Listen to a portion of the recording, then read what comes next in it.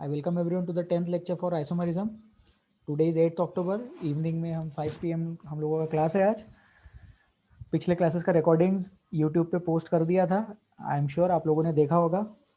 नहीं देखा है तो देख लेना, रिवाइज कर लेना टॉपिक्स को. Let us start. ओके.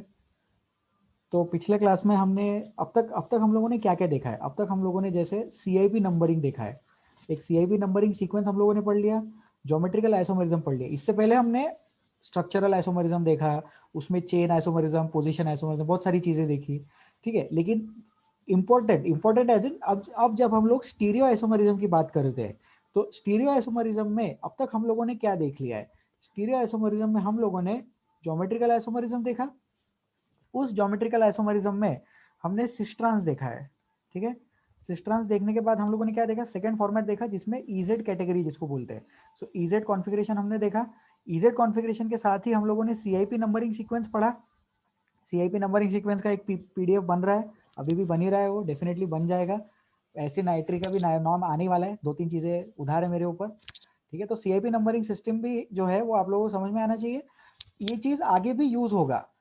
ठीक है, आगे भी ऑर्गेनिक केमिस्ट्री में हम इसका यूज करने वाले हैं, तो वो चीज समझ में आनी चाहिए. CIP नंबरिंग से EZ नोमेनक्लेचर आप लोगों को क्लिक हो जाएगा.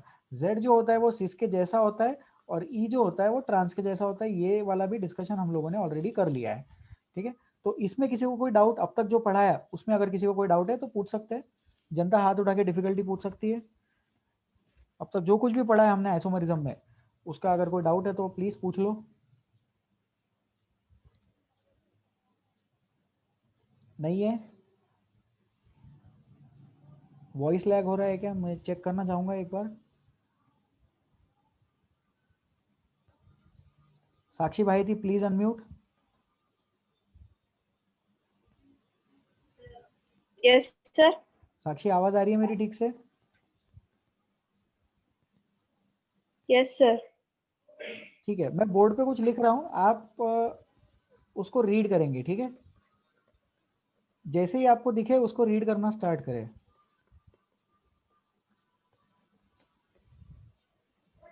Trans 2 butene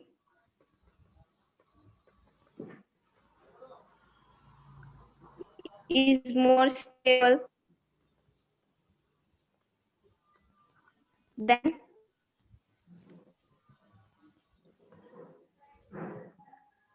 cis 2 butene. ठीक है साक्षी, आई एम अज्यूमिंग कि जैसे ही आपको बोर्ड पे दिखा आपने रीड किया होगा. और लिख के मुझे काफ़ी टाइम हो गया था तो थोड़ा सा वॉइस लैग है, and I will try to take that thing into account while teaching. Thank you Sakshi for the voice confirmation. आपको म्यूट करते हैं. तो थोड़ा सा वॉइस लैग हो रहा है मेरी तरफ से. आवाज़ पहले सुनाई देगी, अल्फ़ाबेट्स बाद में दिखाई देंगे, तो मैं बोर्ड पे लिखने के बाद बात करूंगा. I will try to take care of that. Okay, Harshad please unmute, please ask. Sir, yesterday's class last out. You told that you will repeat today the हाँ क्या? explanation. अच्छा, do you remember, do you have the question? Yes, sir. Yes, sir. हाँ ठीक है, just give me 1 second. हाँ 1 second, 1 Yes, sir. Second. ये जो अपन ने लिखा है इसको डिलीट कर देते हैं. ये डिलीट कैसे होगा यार, ये क्या हो रहा है?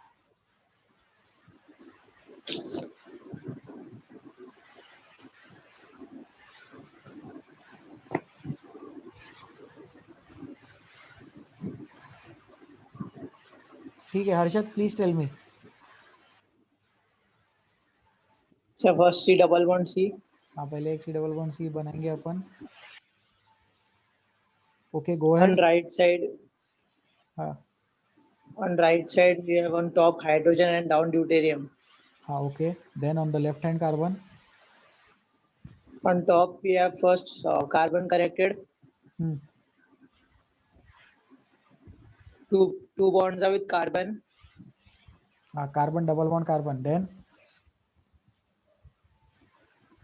डबल बॉन्ड नहीं, हाँ सेपरेट दो बॉन्ड उसके कार्बन से कनेक्टेड. अच्छा, 2 अलग अलग कार्बन उसको और अटैच. एक OH. हाँ, और एक OH अटैच्ड है. फिर And down one carbon is connected. हाँ, And on that one more carbon. And 1 double bond oxygen, right? Yes, and ketone. हाँ, कीटोन ग्रुप. ठीक है. ठीक है, so let us discuss this. ये वाला लास्ट टाइम पे हमने डिस्कस किया था, इसको एक बार और अपन रन कर लेते हैं। ठीक है, सब लोग ध्यान देंगे, बोर्ड पे स्ट्रक्चर है। तो राइट साइड वाले कार्बन के बारे में बात करते हैं, जिसको मैंने रेड कलर में सर्कल किया है। रेड कलर के सर्कल वाले कार्बन एटम की बात हो रही है। उसमें ऊपर हमें हाइड्रोजन दिख रहा है, नीचे हमें ड्यूटेरियम दिख रहा है। तो हाइड्रोजन को 2 नंबर मिलेगा, ड्यूटेरियम को 1 नंबर मिलेगा, because deuterium is heavier than hydrogen. So right hand side के कार्बन पे ड्यूटेरियम 1 नंबर दिया, हाइड्रोजन 2 नंबर दिया। ओके, अब अपन ध्यान से देखें लेफ्ट वाले कार्बन एटम को। तो जो लेफ्ट वाला कार्बन एटम है उसको मैंने ग्रीन कलर में सर्कल कर दिया है। लेफ्ट वाले कार्बन को ग्रीन कलर में सर्कल किया है मैंने। उस स्ट्रक्चर को देखे, उस कंपाउंड को देखे, वहां पे क्या दिख रहा है, ऊपर के कार्बन पे 2 कार्बन और 1 ऑक्सीजन दिख रहा है ना। तो ऊपर वाला कार्बन मैं बना देता हूँ अलग से। तो ऊपर वाला कार्बन कुछ इस तरह से दिख रहा है, कार्बन जिसपे there are 2 carbon atoms and 1 OH group is present, right. और नीचे वाला जो कार्बन एटम है, अभी आप लोगों को स्क्रीन पे दिखेगा, ऊपर वाला कार्बन मैंने अलग से बना दिया है, और नीचे वाला जो कार्बन है उस नीचे वाले कार्बन पे एक कार्बन दिखाई दे रहा है, एक कार्बन एटम बना दिया अपन ने नीचे वाले कार्बन एटम पे, और उस पे ही 2 बार ऑक्सीजन दिख रहा है। अब 2 बार ऑक्सीजन दिख रहा है मतलब एक बार डॉट डॉट डॉट वाला ऑक्सीजन है और एक बार प्रॉपर वाला ऑक्सीजन है। ठीक है, तो डॉट डॉट डॉट वाला ऑक्सीजन मतलब फैंटम ऑक्सीजन जैसा इमेजिन करे। ये जो कार्बन एटम है, ये वाला जो कार्बन एटम है, ये वाला कार्बन एटम ऑक्सीजन से बॉन्डेड है, तो वो डबल बॉन्ड से बॉन्डेड है। डबल बॉन्डेड से बॉन्डेड होने के कारण उसको अपन 2 बार कंसीडर करें, एक बार रियल वाला और एक बार फैंटम वाला। तो एक बार अपन उसको सिग्मा बॉन्ड वाला जैसे कंसीडर कर ले, और दूसरी बार मैंने डॉट डॉट में पाई बॉन्ड वाला बता दिया, सिग्मा वाला कंसीडर करा दिया और पाई बॉन्ड वाला कंसीडर करा दिया।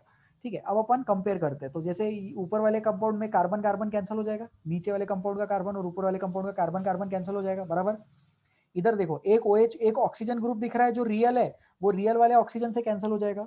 ऊपर वाला ऑक्सीजन नीचे वाले ऑक्सीजन के रियल वाले से कैंसिल हो जाएगा।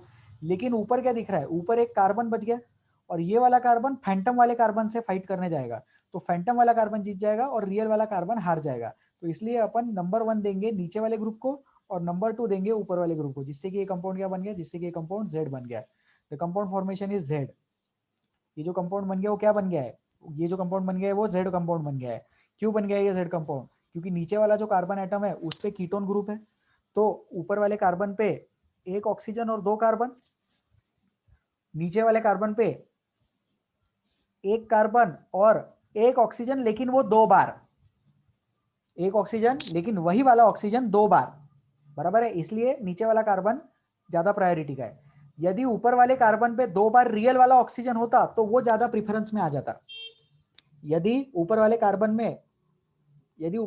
में 2 बार ऑक्सीजन आता तो वो ज्यादा प्रिफरेंस में आ जाता। अपन वैसा एग्जांपल लेंगे अभी, ठीक है। तो हर्षद अनम्यूट करेंगे आप।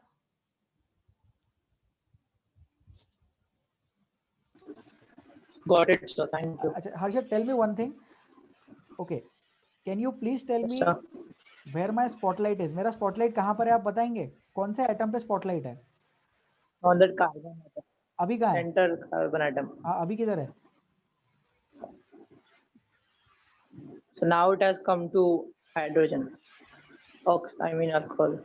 अल्कोहल ग्रुप, ठीक है। ओके, जैसे ही स्पॉटलाइट कलर्ड कार्बन पे जाता है तो आपको कलर्ड कार्बन बताना है कौन सा कलर है, ठीक है। Sir, your voice was cracking. Please, can you repeat what you said? Okay,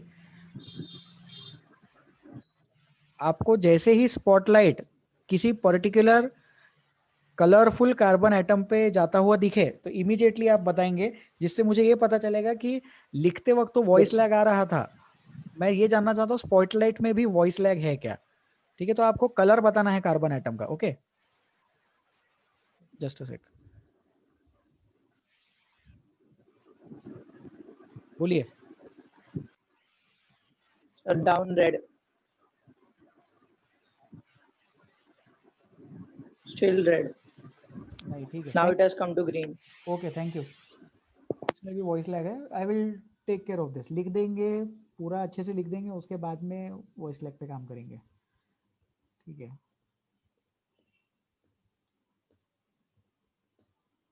ठीक है, सो आई थिंक हर्षद का डाउट क्लियर हो गया। शांतनु का डाउट है, शांतनु अनम्यूट।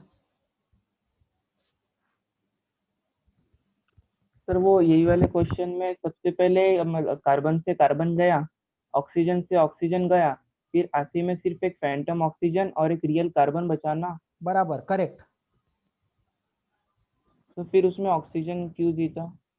क्योंकि ऑक्सीजन का मास ज्यादा है। देखो कैसा रहता है कि जिसका मास ज्यादा रहता है या जिसका एटॉमिक नंबर ज्यादा रहता है वो जीत जाता है, लेकिन सिर्फ जब रियल और फैंटम रहा तो उसमें रियल वाले को जीता देना। मतलब हमेशा फैंटम वाले का मास, अभी जैसे इसमें फैंटम कौन है, ऑक्सीजन है, रियल कौन है, कार्बन है। तो जब रियल कार्बन और फैंटम ऑक्सीजन की बात हो रही है तो उस केस में तो अपन फैंटम ऑक्सीजन को ही जिताएंगे क्योंकि उसका मास ज्यादा है। सिर्फ रियल ऑक्सीजन कब जीतेगा, तो रियल ऑक्सीजन सिर्फ फैंटम ऑक्सीजन के सामने ही जीतेगा। मतलब रियल और फैंटम में रियल जितवा देना। और मतलब सेम एलिमेंट हो तब, जैसे real oxygen real oxygen Phantom oxygen, तो रियल ऑक्सीजन जीतेगा। सेम एलिमेंट का रियल और फैंटम का कंपैरिजन है तो ही रियल को जितवाना, नहीं तो बाकी सब जगह मास के टर्म्स में बात करना। शांतनु समझा? Yes sir, thank you. Okay, thank you. ठीक है, और कोई डाउट इसमें? Any other concerns, any other difficulties? Om? Sir मतलब वो रियल और फैंटम का मास सेम रहता? हाँ, रियल ऑक्सीजन और फैंटम ऑक्सीजन का मास सेम रहता क्योंकि है तो ऑक्सीजन ही, लेकिन किसको प्रायोरिटी देंगे, तो रियल वाले को प्रायोरिटी देंगे क्योंकि वो रियल है।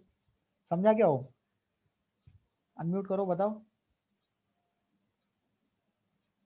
यस सर, हो गया क्लियर। Okay, thank you. ठीक है, नेक्स्ट क्वेश्चन करें ट्राई। एक क्वेश्चन प्रैक्टिस कर लेते हैं अभी।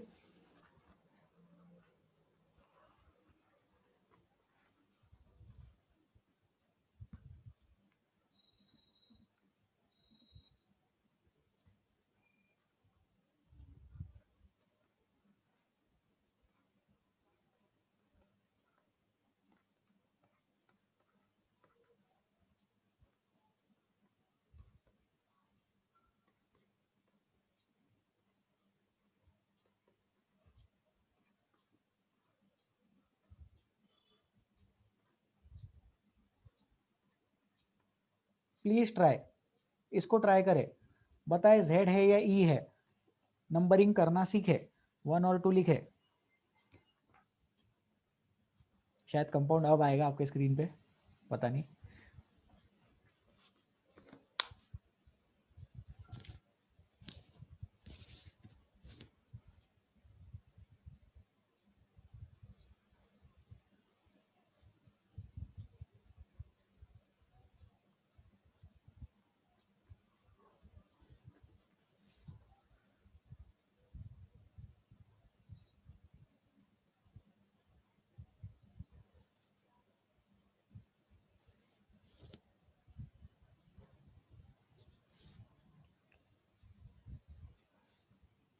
Answers.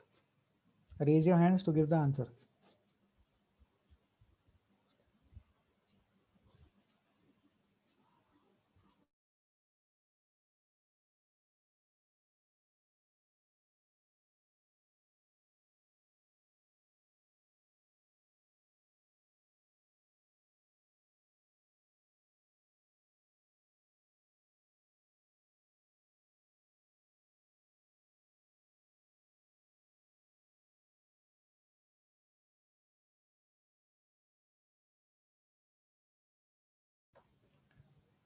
Let us discuss. Yash, please answer. Sir Z. Z, क्यों लिखा आपने Z? आपको एक्सप्लेन करना पड़ेगा, तो एक सेकंड रुक जाओ यश। यश, मैं कार्बन पे पॉइंट करूंगा, आप बताना कि आपने उसको 1 नंबर दिया है कि 2 नंबर दिया है। Yes sir.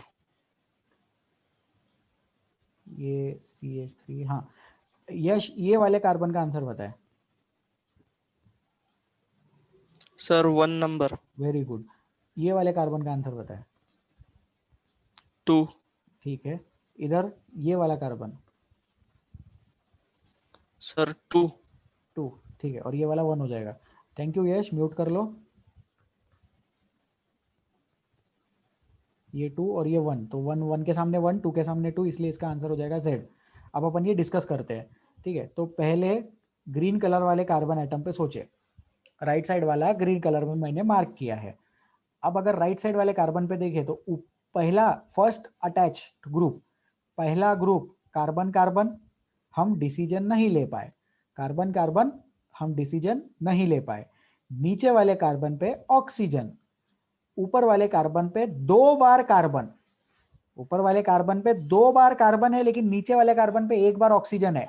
तो सबसे अच्छा ऑक्सीजन, मतलब क्या होता है कि जब चेस खेलते या कोई भी वॉर जैसा सिचुएशन होता है तो अपन सबसे पावरफुल गोटी पहले फिर आगे छोड़ देते। तो नीचे वाले कार्बन ने सबसे पावरफुल गोटी ऑक्सीजन आगे छोड़ दी, ऊपर वाले कार्बन के पास में कार्बन था, तो कार्बन और ऑक्सीजन से पहले ही डिसीजन लग गया कि इसको 1 नंबर देना पड़ेगा। तो नीचे वाला ग्रुप 1 नंबर और ऊपर वाला group 2 number. I hope this is comfortable, ठीक है। फिर अपन पिंक वाले कार्बन एटम के बारे में बात करें। Let us talk about the left side वाला carbon atom, let us talk about the pink coloured carbon atom. उस पे क्या क्या ग्रुप दिख रहे हैं? उस पे भी कार्बन एटम और कार्बन एटम, कार्बन एटम और कार्बन एटम डिसीजन नहीं ले पाए। तो ध्यान से देखे, उसमें डबल बॉन्ड ऑक्सीजन और डबल बॉन्ड ऑक्सीजन तो सेम है, तो उसका रियल हो जाए फैंटम हो जाए कुछ फर्क नहीं पड़ता, क्योंकि डबल हो डबल हो, डबल बॉन्ड हो तो कैंसल आउट ही होने वाला है ना। तो डिसीजन किसने दिया? डिसीजन दिया कार्बन वर्सेस ऑक्सीजन ने, तो ये ऑक्सीजन जीत गया और कार्बन हार जाएगा, इसलिए इसका आंसर हो जाएगा Z। Okay, so the answer for this question is Z।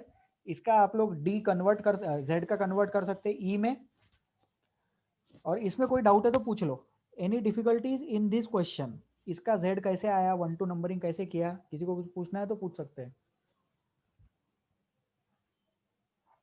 Shreya, doubt है क्या?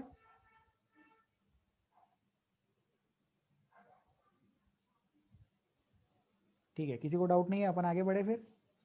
ठीक है, अब थोड़ा सा ज्योमेट्री के बारे में मैं बात करना चाहूंगा आप लोगों से, स्ट्रक्चर्स के बारे में बात करना चाहूंगा। तो 3 टाइप के कार्बन एटम्स हम लोगों को डिस्कस करने हैं। हम लोगों को sp3 कार्बन एटम डिस्कस करना है, हम लोगों को sp2 कार्बन एटम डिस्कस करना है, और हम लोगों को sp कार्बन एटम डिस्कस करना है। ठीक है, ये आप लोगों ने ऑलरेडी पढ़ा है, तो एक बार मैं रिवाइज करना चाहता हूँ और मैं मेरी तरफ से इनपुट देना चाहता हूँ कि ऑर्गेनिक केमिस्ट्री में क्या क्या चीजें इंपॉर्टेंट है। ऑर्गेनिक केमिस्ट्री में sp3 कार्बन, sp2 कार्बन और sp कार्बन, इसमें से क्या क्या इंपॉर्टेंट है। तो सबसे पहले मैं स्ट्रक्चर बना देता हूं, उसके बाद बात करता हूं।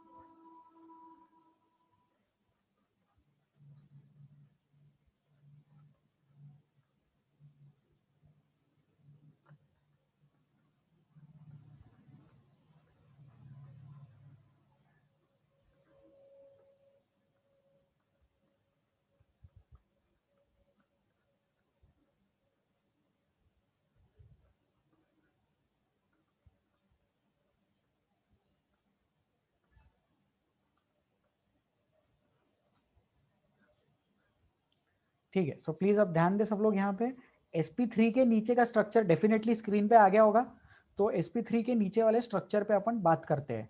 sp3 के जो नीचे स्ट्रक्चर गिवन है उसमें एक बीच में कार्बन एटम दिखाई दे रहा है, तो वो जो बीच का कार्बन एटम है उसको मैं रेड कलर से मार्क करता हूँ। पता नहीं समझ में आएगा या नहीं आएगा, लेकिन इमेजिन करो कि बीच वाला कार्बन एटम रेड से मार्क किया हुआ है। ठीक है, और अभी इसके ऊपर मैं ग्रुप्स लगा देता हूँ, तो मैं ग्रुप्स लगा देता हूँ X, Y, Z और W। इमेजिन करो कि XY Z W ऐसे ग्रुप्स लगाए, इसके बारे में अपन ने पहले भी बात किया था। X और Y जो है वो in the plane of the paper है, तो ऐसे अपन अगर बॉन्ड बनाए तो यहाँ पे लिख सकते हैं प्लेन के अंदर वाले बॉन्ड्स है। ठीक है, तो जो और फिर Z वाला जो बॉन्ड है, वो Z वाला बॉन्ड उसको बोलते हैं सॉलिड वेज। सिंपल टर्म्स में उसको मैं सॉलिड बोलूंगा। तो जब भी मैं सॉलिड बोलूं, आपको ऐसा डार्क डार्क ट्रायंगल समझ में आना चाहिए, डार्क डार्क ट्रायंगल दिमाग में आना चाहिए। इसको बोलते हैं solid wedge. It is coming out of the plane of the board. ठीक है, तो coming out of the plane of the paper, coming out of the plane of the board. आजकल ई लर्निंग के जमाने में इसको coming out of the screen बोल सकते हैं। ठीक है, और फिर जो W रहेगा, तो W वाला बॉन्ड कैसा है, उसको बोलते हैं डैश वेज। अगर मैं डैश बोलूं या डैश वेज बोलूं तो आपके दिमाग में ये वाला स्ट्रक्चर आना चाहिए, ऐसा इसको बोलते हैं dash wedge. It is going inside the screen. Going inside the paper, going inside the board, going inside the screen. तो इमेजिन करो कि ये sp3 है, तो sp3 वाला स्ट्रक्चर कैसा होता है? sp3 वाला स्ट्रक्चर होता है 3 डायमेंशनल स्ट्रक्चर। इसको बोलते हैं टेट्राहेड्रॉन, टेट्राहेड्रल स्ट्रक्चर बोलते हैं इसको। It is called as tetrahedral structure. Tetrahedral structure 3 dimensional structure. Angle होता है 109.28, है ना, 109 डिग्री 28 मिनट्स, 109.28, 109.3 कुछ भी चलेगा। तो 2 बॉन्ड्स इसमें प्लेन में है, एक बॉन्ड पेपर के बाहर आ रहा है, एक बॉन्ड पेपर के अंदर जा रहा है। अगर मैं एक्स और कार्बन वाले बॉन्ड को ऐसा घुमा देता हूं, ऐसा इसको घुमा दिया 109 से, तो जो Z है, घुमा लो पहले आप लोग, दिमाग में घुमा लो उसको। अब उसको घुमा लिया तो वो जो Z है, वो Z ने Y की जगह ले ली, Y ने W की जगह ले ली और W ने Z की जगह ले ली 109 घुमाने के बाद। ऐसे अपन और घुमाते घुमाते घुमाते घुमाते जा सकते हैं। ठीक है, तो ये वाला डिस्कशन हो गया sp3 का। अब एक ब्लू कलर की लाइन बना दे यहाँ पे, एक्सक्यूज मी।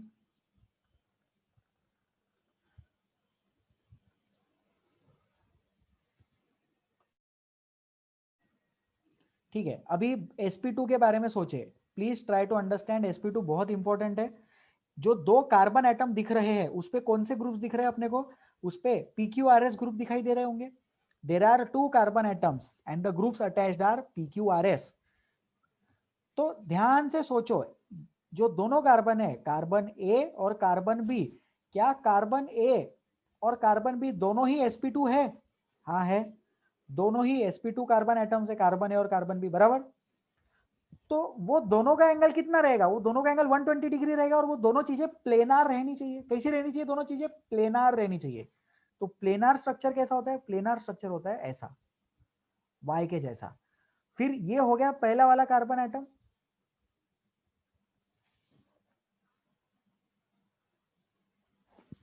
ये हो गया दूसरा वाला कार्बन एटम।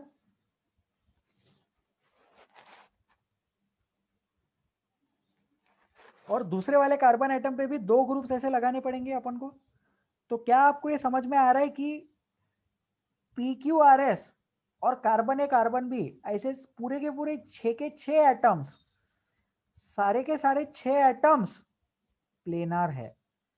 तो ये सारे के सारे 6 एटम्स क्या हो जाएंगे? प्लेनार हो जाएंगे।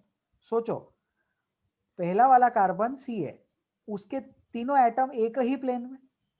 अब ये जो ए एटम था उसके प्लेन में बी एटम, फिर बी एटम के प्लेन में पी और क्यू एटम, ए एटम एस और आर के प्लेन में, फिर ए के प्लेन में बी और बी के ही प्लेन में पी और क्यू। तो सारे के सारे 6 एटम्स क्या हो गए? सारे के सारे 6 एटम्स एक साथ हो गए प्लेनर। ओके, अब उसके नीचे का स्ट्रक्चर देखो, ये सारे 6 एटम्स एक साथ प्लेनर है और ये जो मैंने स्ट्रक्चर बनाया है ये पाई बॉन्ड जैसा है। तो ये जो डॉटेड वाला पाई बॉन्ड दिख रहा है ना, ऐसा डॉटेड वाला, ये गोइंग इनसाइड द पेपर है। पिंक कलर में जो है वो गोइंग इनसाइड द प्लेन है, ग्रीन कलर में जो है वो coming out of the plane है। तो उसको इमेजिन करो कि वो पाई बॉन्ड है।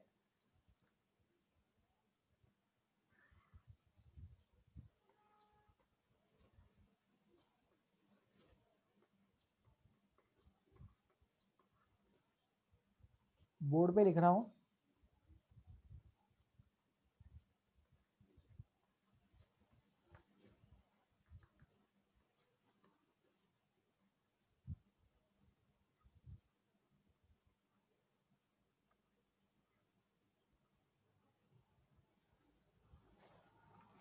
sp2 में पाई बॉन्ड अनहाइब्रिड p में रहता है। सोचो, कार्बन के पास एक s का ऑर्बिटल है और 3 p के ऑर्बिटल है, लेकिन जब sp2 हाइब्रिडाइजेशन हुआ तो sp2 हाइब्रिडाइजेशन होने के वक्त एक p को हाइब्रिडाइजेशन में आने का मौका नहीं मिला, इसीलिए तो sp2 बना। तो एक p क्या हो गया? बच गया, वो अनहाइब्रिड हो गया। तो वो जो अनहाइब्रिड ऑर्बिटल है वो बनाता है पाई बॉन्ड, इसीलिए sp2 वाले के साथ एक पाई बॉन्ड रहता है। अच्छा, क्या इसका यही मतलब है कि sp वाली कंडीशन में 2 पाई बॉन्ड्स इसलिए है क्योंकि उसमें 2 p के अनहाइब्रिड ऑर्बिटल्स है।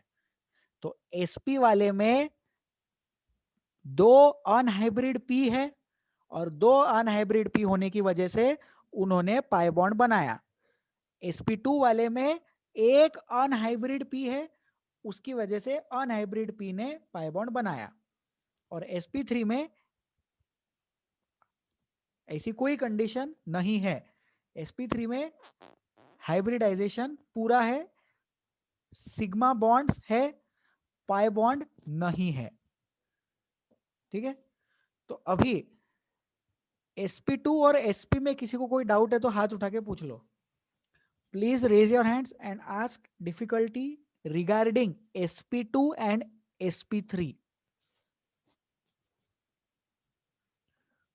Harshad please ask. SP2 please फिर से रिपीट करो। हाँ बिल्कुल बिल्कुल, sp2 एक बार फिर से। ओम का डाउट पूछ लेते पहले, क्या है? ओम अनम्यूट। सर वो SP2 के बाद मेरा भी नेट चला गया, तो SP भी एक्सप्लेन कर देना। हाँ sp पढ़ाया ही नहीं यार, चलो ठीक है, अपन पूरा फिर से कर लेंगे एक बार। स्पॉटलाइट को फॉलो करें जहां तक हो सकता है। sp3 की बात हो रही है, पहले मैं sp3 बताऊंगा फिर sp2 बताऊंगा। sp3 का स्ट्रक्चर होता है टेट्राहेड्रल, 3D स्ट्रक्चर है, टेट्राहेड्रल स्ट्रक्चर है, 109 डिग्री उसका एंगल है। एंगल कितना? 109 degree. 3D structure tetrahedral structure बनाया है। नीचे रेड कलर का जो डॉट दिख रहा है उसको कार्बन एटम जैसा इमेजिन करें। अब उस पे 4 बॉन्ड्स बनाए हैं, एक्स वाई जेड और डब्ल्यू, 4 वैलेंसीज, 4 बॉन्ड्स, चारों सिग्मा बॉन्ड्स। उसमें से 2 bonds in the plane of the paper है, 2 बॉन्ड्स एक्स और वाई वाले bonds in the plane of the paper है। ठीक है, please hold on for 1 second.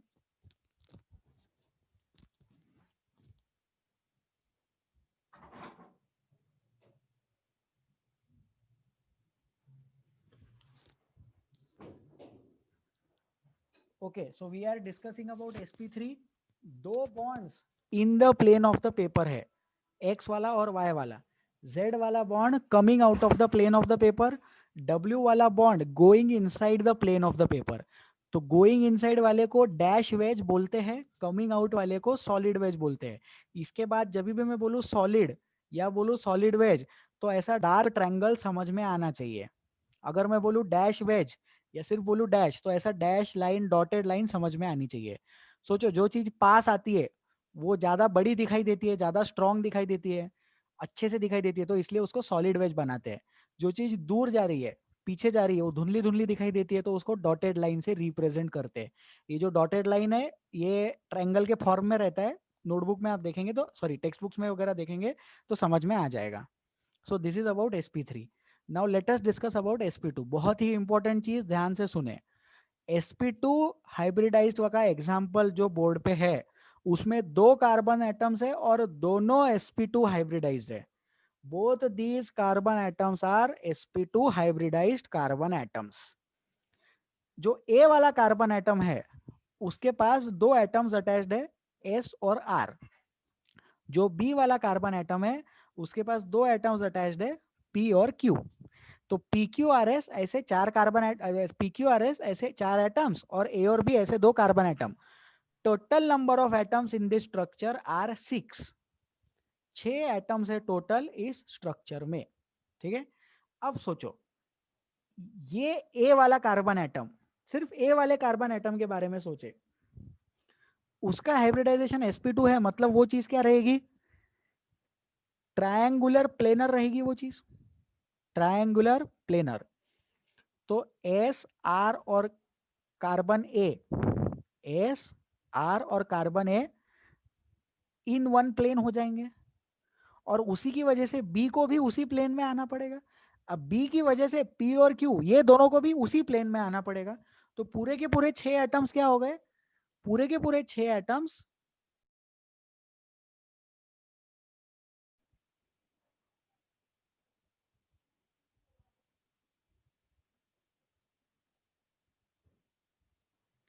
अरे यार वो चला गया वो तो। ओम अनम्यूट करेंगे आप please? Om can you please unmute?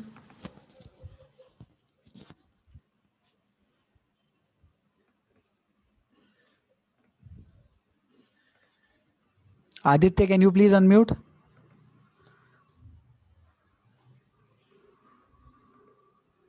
Aditya, are we connected?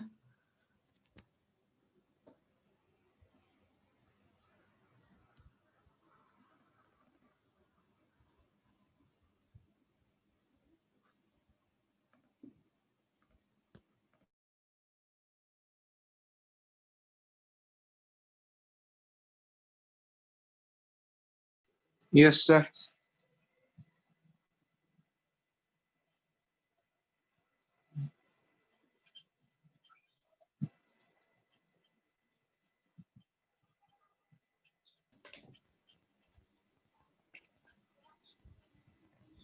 कोई अनम्यूट है क्या? किसी से बात कर सकता हूँ क्या मैं? रिप्लाई करेगा कोई? हाँ सर, अनम्यूट किया सर आपने। कौन है भैया? ओम। ओम, बहुत ही प्रॉब्लम आ रहा है नेटवर्क का आज। वॉइस में भी बहुत ज़्यादा डिले आ रहा है। एक बार ट्राई करते हैं, नहीं तो आज का क्लास गिव अप करते हैं। ओम प्लीज़ म्यूट कर लो। और I am trying to change the network.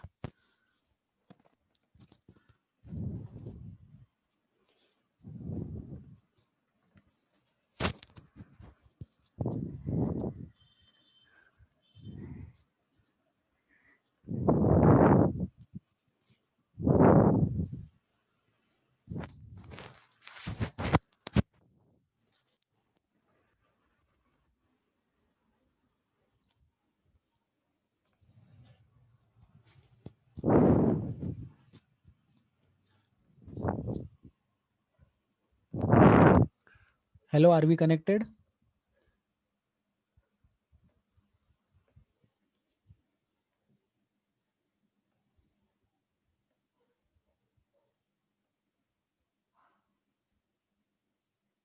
Shantanu, can you please unmute?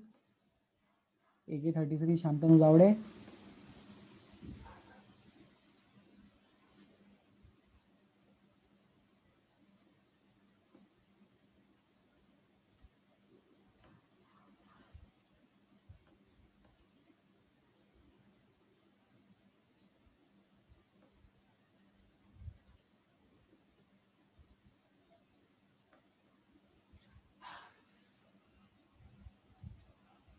Harsh, can you please unmute?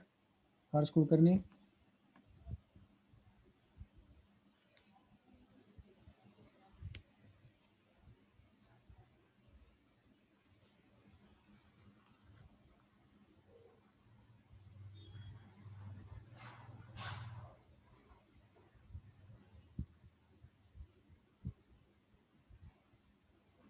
Harshad बता रहे हैं कि अनम्यूट का ऑप्शन नहीं आ रहा है, लेकिन मैंने उनको पूछा कैन यू हियर मी। मैंने सबके लिए अनम्यूट ऑल का ऑप्शन कर दिया है। You can unmute now.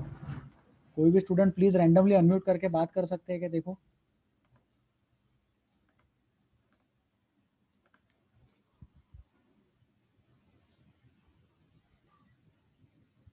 यार, गिव अप हो रहा है यार।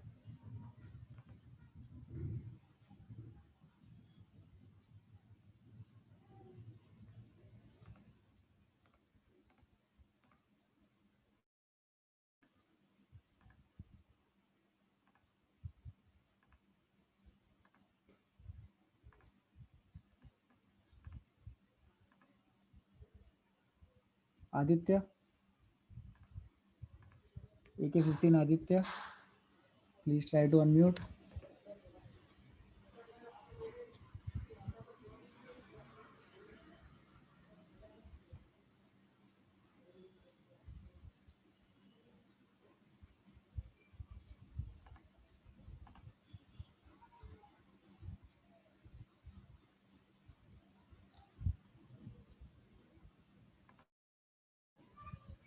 Hello, voice check. छोड़ो, गिव अप।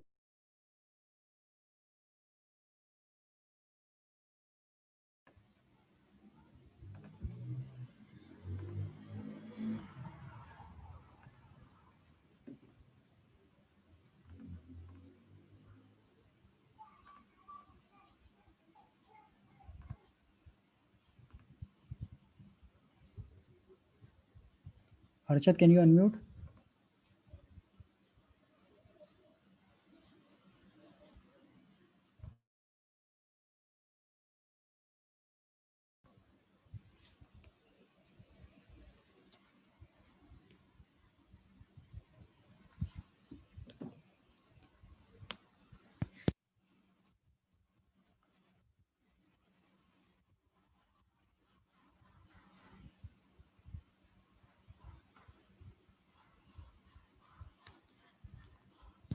ठीक है, let's stop the class now, will continue in the next turn.